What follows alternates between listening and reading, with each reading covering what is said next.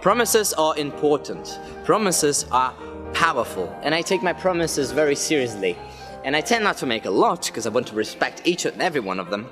But this year I made a promise, and it is a delight for me to fulfill it with you guys, carrying you guys, showing you guys. And this is a promise I made for my good friend Raoul, who is also my tattoo artist. And it is with great pleasure that I send the picture that I promise you, man. Mother and daughter, thanks very much. It's hard for me to explain my devotion to Paris. Most people just don't get it. So instead of trying to do this, I'm just gonna tell you a story, okay? In 2011, I was an exchange student here in Université Paris 8, which is a great place. There was this one class called The Discovery of Paris. And don't get me wrong, I was in the second week, I was already absolutely in love with the city. I go there the first day, and there is this strict woman, this powerhouse of a person, Madame dos Santos. And she tells me something that I will never forget.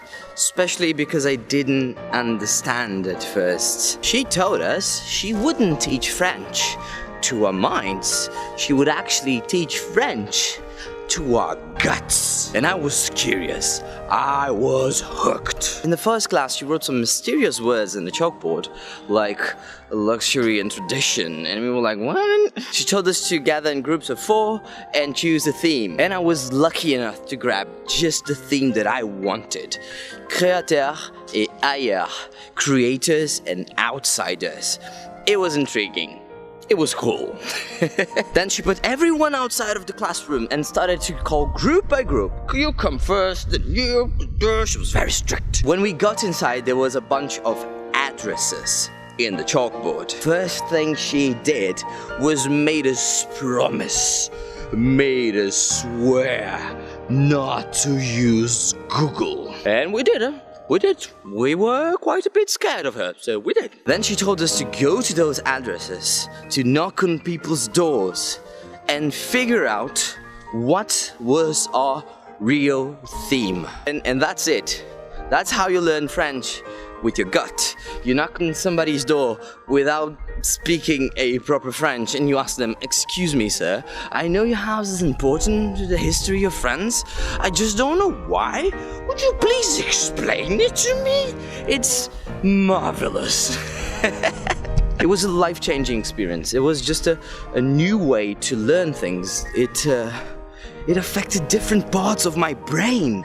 It changed me. We had a bunch of addresses. We had to choose one as our main interest and write a big essay about it. Then we also had to figure out what was our real theme. Turns out that a lot of Polish people escaping from war situations, they moved to the same place in Paris. And I'm talking about the brightest of the brightest, Chopin, Marie Curie, and one of our addresses was actually Chopin's former house. And they kind of turned it into a tiny museum. It's just so tiny and cute and filled with cool stuff. And I gotta say, they probably never saw anyone as excited as I was. Actually, my grandmother, she's a pianist, and most of her studies are about Chopin, so I've heard this my entire life since I was born. And suddenly it was all tangible.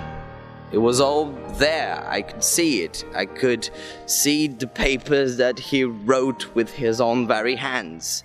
It was shocking. Then I go there a bunch of times to collect data and take pictures and all that stuff.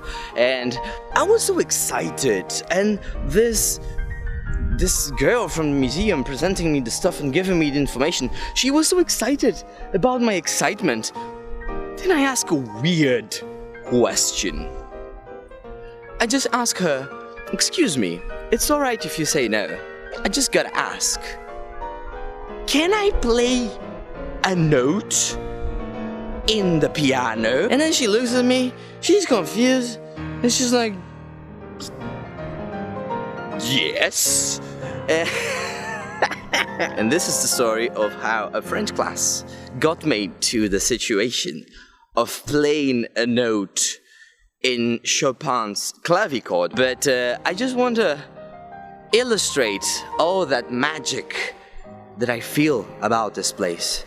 All the great, beautiful situations that I got into, that I wasn't even looking for, and they just bumped into me. I really, really love this place. It has some energy.